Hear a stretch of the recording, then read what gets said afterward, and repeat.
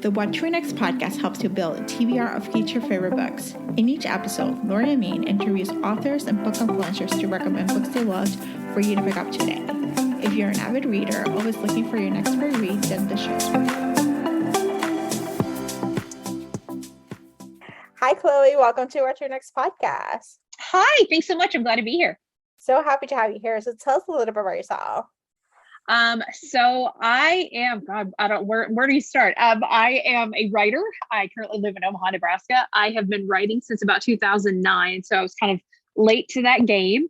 And I'm currently writing my 27th book since 2009. And my 26th book comes out in 2 weeks. And that is Devouring Darkness, the 4th book in my Heirs of Chicagoland series. Oh my gosh. All right. So you got to tell us about this world. When did you start? Because this is a spinoff from an original series in Vampire Chicago or Chicagoland Vampires, I think it is. Or correct, Chicagoland Vampires. Okay, so tell us about the origin story about the series. Like, Yeah. So so this is the spinoff series, Heirs of Chicagoland. The original is Chicagoland Vampires, and that is 13 books and 5 short stories of goodness. So if you're looking for something to kind of cuddle up with in the fall, you can binge read to your heart's content. This was Some Girls Bite is the first book in the Chicagoland Vampire series. It was the second manuscript I ever wrote. I wrote it really in about 3 months. And I had this idea of this kind of bookish girl who is kind of estranged from her wealthy family and becomes enmeshed in this world of supernatural politics in Chicago. And I think one of the big themes of the series is this person who really considered herself to be kind of library bound and could only do things intellectually, learns that she can be a whole lot more than that. And there's nothing wrong with that. She is just surprised to find that she also has this kind of amazing fighter inside her. So the first 13 books are her and her kind of cadre of friends solving supernatural problems in Chicago and having some romances. And then Heirs of Chicagoland is the spinoff series. And there are 3 books of that, which are out right now. And number 4 comes out on September 20th. And I'm writing number 5 right now. Okay. And it's about the children. Or yes, it is the second, kind of the next generation, but that's very trademarked. Yeah. But when we came up with the idea, I just called it, Chicagoland Vampires TNG. Because that just made sense to me. But yeah, it's this vampire society that has been assimilated in the United States. But about a few months before Some Girls Bite, the first book opens, vampires announce their existence to the world. And so you have these vampires who are gathered in groups called houses, who have to figure out how to navigate this human world, and humans who have to figure out how to navigate kind of around vampires. I love the fact this series, and I was telling you, I read Devouring Darkness, which is the 4th book that is coming out September 1st, yeah. And then I went back to the very first book, and so I remember I really love about it is like it's set in Chicago, so it has to feel about that urban fantasy, but there's like also the sense of politics that's like such a Chicago thing to have, that it has like so it's like it's very like if you're looking for world building, if you're looking for political intrigue and like not suspense, but just kind of like the plot moving around that area, this is like the series for you. Like this is the paranormal series that can get you that world, and then it has the found family, and it has like the different places and understanding your growth and like understanding who you are as in this new form. Yeah. It's Chicago. I think of Chicago as a character in the book. I was thinking a lot when I first started writing. I wasn't really sure where I wanted to set the series. And, there had been vampire books around New York, and obviously New Orleans is a huge location.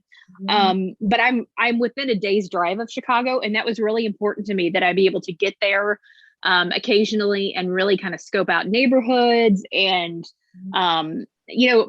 but also it is a familiar enough city that if I say, the Windy City, or if I talk about the Ferris wheel, or if I talk about the Bears, probably people are going to know what it is. So it helps, even though it's about supernaturals, there are those elements that help ground people who aren't familiar with the Chicago in the series.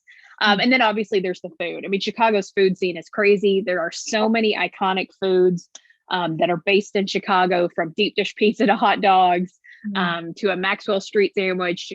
So that also became its own character in the books, and that was a lot of fun to work with. And then found family, you mentioned two huge themes. Found family is a huge thing for me. And that's really present in all of my book series, because it's, it's about people who don't really feel at home in the communities where they're supposed to feel at home, but they meet these other people who really become their family and kind of their unit. They fight together, they battle demons together. And that's something I love to read. So it was really important for me to write it as well. I love this. And so let's talk about Devouring Darkness. What is the elevator pitch? Like, where can we find Merit? Wait, no, hold on. Which one is I'm confusing characters? No, you're right. You're right. Yeah, Devouring Darkness. You're right. Yep. Okay. If we're talking about the one that comes out on the 20th, then yes, you are correct. Yeah. Okay. Yeah. So, it's funny because every time I start writing a new book, I basically have to clear my mind of what was in the last one. So I knew that was going to be asked, and I had to go back and really think about it. So Devouring Darkness, we had that kind of found families somewhat established in Chicago because it's the fourth book of the series. But we also have this real strange circumstance that happens at the beginning of the book. We have Elisa Sullivan, who is, this is going to be a total spoiler, but she is the daughter of two of the characters in the first books. And her last name will be a big clue. And her shifter boyfriend, Connor Keene. Elisa is part of the Ombudsmans, which is kind of Chicago's supernatural liaisons. It was a group that actually was established by her great grandfather many years ago. But she is what she thinks is on a routine mission to kind of do some work and help a supernatural out. And as it turns out, they accidentally, how to say this without spoilers, trigger an enormous bit of nonsense, like some hijinks and some danger and some magic. They accidentally trigger while they're trying to rescue somebody. And that really sets the stage not only for Devouring Darkness, but for, and I'll reveal it here, Cold Curses, which is the 5th Heirs of Chicagoland book. And that's the one that I'm working on right now. Oh my gosh, I can't wait. Yeah, it just Yay! that inciting incident just basically took everything and just kept the plot moving. I was like, yeah, good. The pages. I was like, what is gonna happen? Yeah. I write, it's funny because I don't, action scenes are very difficult for me to write because you kind of have to write them three-dimensionally, and it's hard for me to get my brain into that space and thinking about how all the players are in a space and how they're interacting. But I write so many action scenes in every book, partly because it's a good way to create a really fast tempo and keep people turning the page. And that's what I want. I want to keep turning the page when I'm reading, and I want people to keep turning the page when they're reading my books too. So that's definitely a goal. I love this. Can't wait. I love this. Yay. Awesome. So let's chat about some books there. What kind of books do you tend to read? I read a lot of everything, actually. I think because I write urban fantasy, I'm like years behind on all the great urban fantasy series, those by Faith Hunter, Patty Briggs. So I buy them and then I kind of keep them nearby because it's hard for me to read urban fantasy right now because I see it very like, oh, they made a plot choice right here, and they made a character choice right here. Like it's very mechanical. So I have saved those up to read later. So I read actually, the book I'm most excited about is Heartbreaker by Sarah MacLean. It's Regency-ish. Actually, we may be into closer to Victorian, romance right now. And it's the second book in her Hell's Bell series, and it just came out, I think, within the last couple of weeks.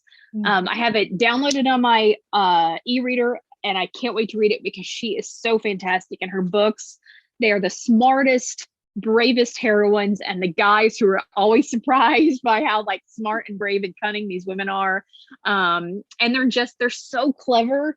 There was a line in the first book in that series, Bombshell, which was something to the extent of, what is it?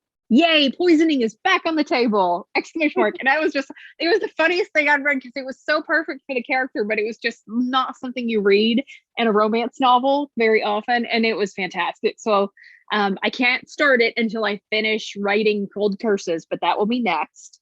And then I also read a lot of nonfiction because it gives me ideas for books. I think it helps me kind of fill out the books by I don't know, I learn a little tidbit about this animal or about this city and or about this thing that humans used to do 1,000 years ago, and I can kind of help add that in.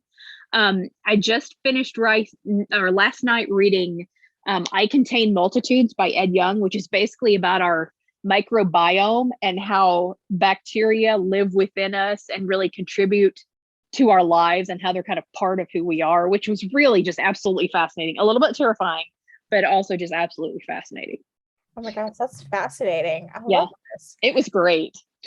These are great recommendations. I'm looking for a heartbreaker. I'm saving it for a rainy day. Oh yeah, that's good. I mean, you'll read it in like a day. I mean, it'll go Yeah. very fast. So you do kind of have to save it up. So Yeah, and then it's gonna be like, and then I don't have any more books, and I'm like, what is going on? yeah.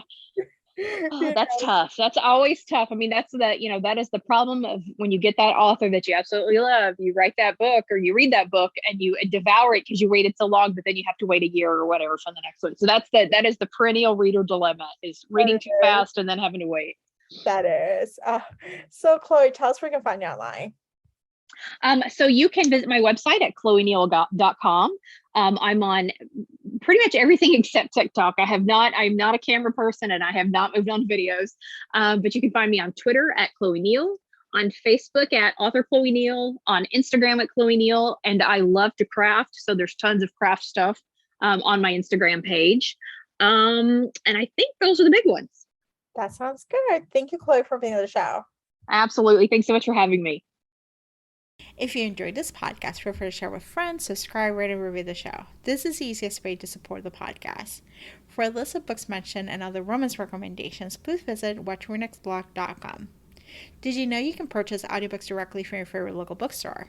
With Libra.fm, you can pick up more than 250,000 audiobooks, including bestsellers and recommendations from real booksellers. You'll get the same audiobooks at the same price as the largest audiobook company, you know the name, but you'll be part of a different story, one that supports the local community.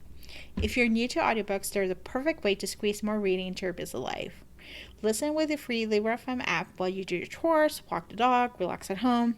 If you already love audiobooks and don't know what to listen next, check out recommendations from people who know the best booksellers. The Watch Your Next podcast has a special offer for our listeners. Get 2 audiobooks on Libra.fm for the price of 1 with your first month membership. Use code WatchYourNext. The offer is valid only for new members in Canada and the US. Thank you so much for listening and have a great day.